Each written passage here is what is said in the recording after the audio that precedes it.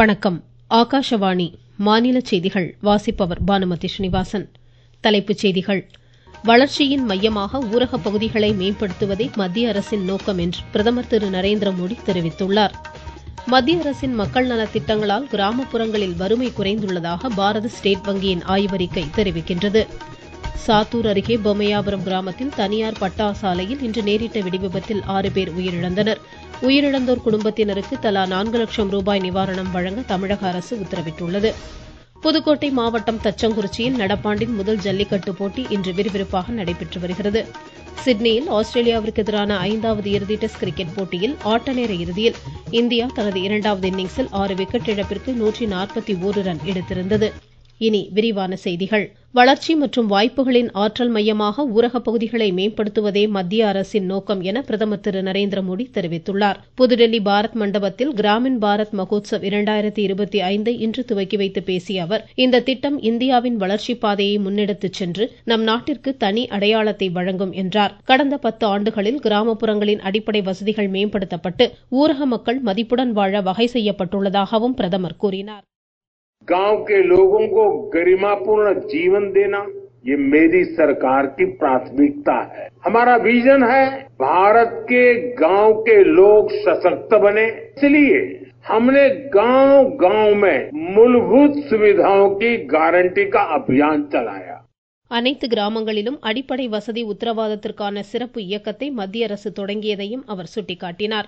ஊரக மக்கள் சுயசார்புடன் வாழும் வகையில் பிரதமரின் கிசான் சம்மான் நிதி திட்டத்தின் கீழ் விவசாயிகளுக்கு இதுவரை 3 லட்சம் கோடி ரூபாய் வழங்கப்பட்டதாகவும் குறிப்பிட்டார். தூய்மை பாரதம், வீட்டு வசதி, நீர் மேலாண்மை திட்டங்கள் போன்ற அனைத்தும் கிராம மக்களின் மேம்பாட்டை இலக்காக கொண்டே செயல்படுத்தப்படுவதாக பிரதமர் எடுத்துரைத்தார். ஆயுஷ்மான் சுகாதார மையங்கள் மூலம் 1.5 லட்சத்திற்கும் அதிகமானோர் பயனடைந்திருப்பதாகவும் பிரதமர் குறிப்பிட்டார்.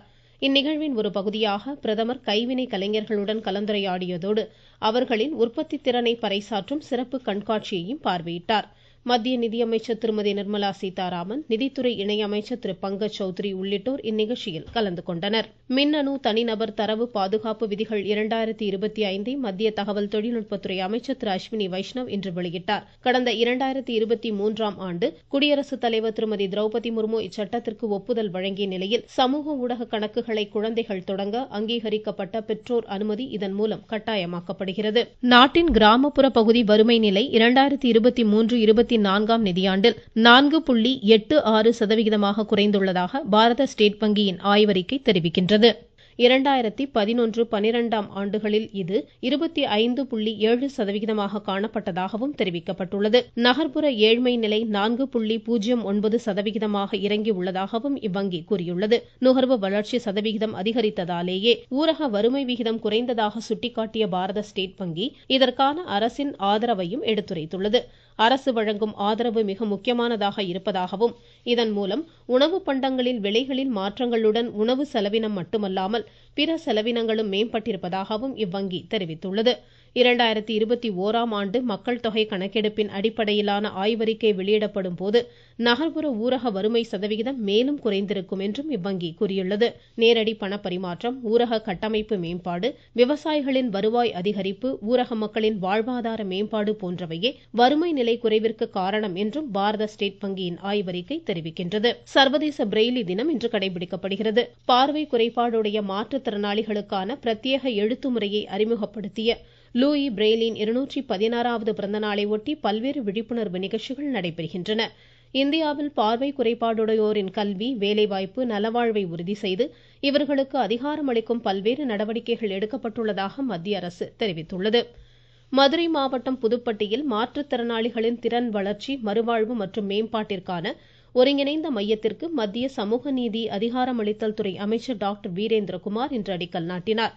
36.41 லட்சம் ரூபாய் மதிப்பில் 5 ஏக்கர் பரப்பில் மாற்றுத்திறனாளிகளுக்கான அனைத்து உட்கட்டமைப்பு வசதிகளுடன் மாற்றுத்திறன் குழந்தைகளுக்கான ஆரம்ப நிலை பயிற்சி மையம் உள்ளிட்டவை இதில் அமைய உள்ளன. நீங்கள் கேட்டுக்கொண்டிருப்பது ஆகாஷவாணியின் மாநில செய்தி அறிக்கை.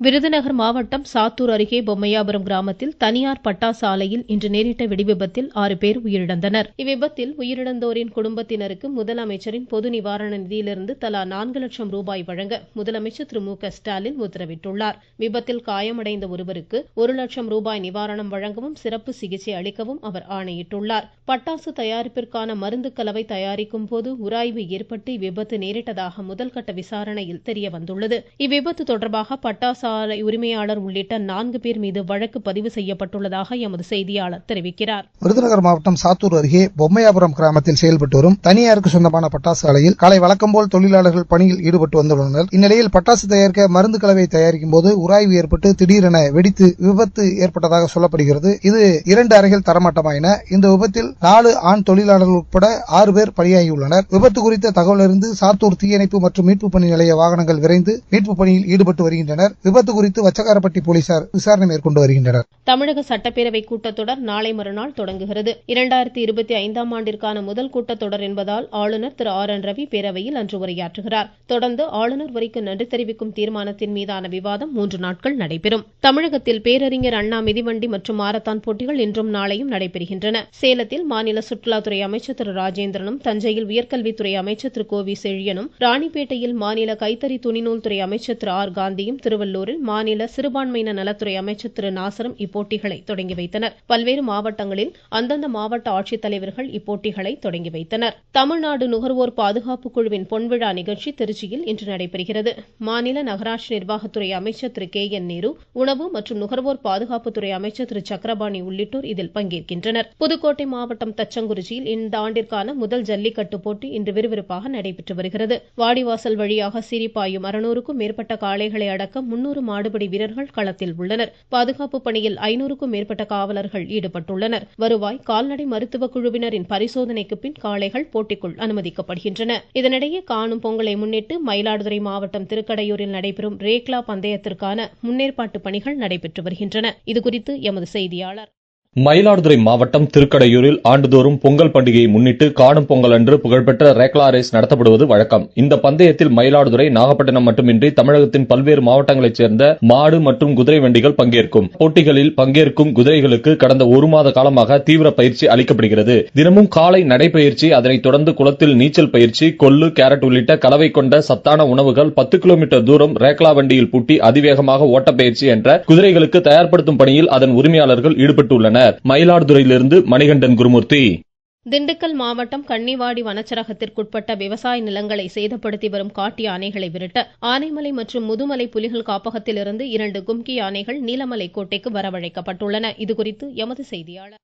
திண்டுக்கல் மாவட்டம் கன்னிவாடி, நீலமலைக்கோட்டை உள்ளிட்ட ஊர்கள் மேற்கு தொடர்ச்சி மலை அடிவார பகுதியில் அமைந்துள்ளது. கடந்த 1 வார காலமாக 20க்கும் மேற்பட்ட காட்டு யானைகள் வனப்பகுதிக்கு அருகில் உள்ள விளைநிலங்களுக்குள் புகுந்து விவசாய பொருட்களை சேதப்படுத்தின. காட்டு யானைகளை கட்டுப்படுத்த வனத்துறையினர் ஆனமலை புலிகள் காப்பக யானைகள் முகாமிலிருந்து சின்னத்தம்பி என்ற கும்கி யானையும், முதுமலை புலிகள் காப்பக யானை முகாமிலிருந்து கிருஷ்ணா என்ற கும்கி யானையும் நீலமலைக்கோட்டைக்கு வரவழைக்கப்பட்டுள்ளது. காட்டு யானைகளை வனப்பகுதிக்கு விரட்டுவதற்காக நடவடிக்கைகள் மேற்கொள்ளப்பட்டு வருகிறது. திண்டுக்கல் மாவட்டத்திலிருந்து ராஜசேகரன், சுப்பிரமணிய பாரதி. சிதம்பரம் அருள்மிகு நடராஜர், நெல்லை அருள்மிகு நெல்லையப்பர் திருக்கோவில்களில் மார்கழி மாத ஆருத்ரா தரிசன விழா இன்று கொடியேற்றத்துடன் தொடங்கியது. சிட்னியில் ஆஸ்திரேலியாவிற்கு எதிரான பார்டர் கவாஸ்கர் கோப்பை 5வது இறுதி டெஸ்ட் கிரிக்கெட் போட்டியின் 2ஆம் நாளான இன்று ஆட்ட நேர முடிவில் இந்தியா தனது 2வது இன்னிங்ஸில் 6 விக்கெட் இழப்பிற்கு 141 ரன் எடுத்திருந்தது. ரிஷப் பந்த் அதிகபட்சமாக 61 ரன்களை எடுத்து ஆட்டமிழந்தார். ஜடேஜாவும் வாஷிங்டன் சுந்தரும் தற்போது களத்தில் உள்ளனர். முதல் இன்னிங்ஸ் ஸ்கோர் ஆஸ்திரேலியா 181, இந்தியா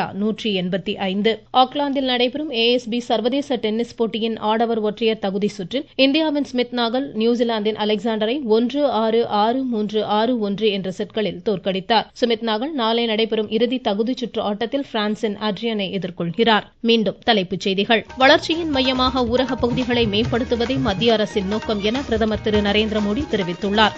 மத்திய அரசின் மக்கள் நலத் திட்டங்களால் கிராமப்புறங்களில் வறுமை குறைந்துள்ளதாக பாரத ஸ்டேட் வங்கியின் ஆய்வறிக்கை தெரிவிக்கின்றது.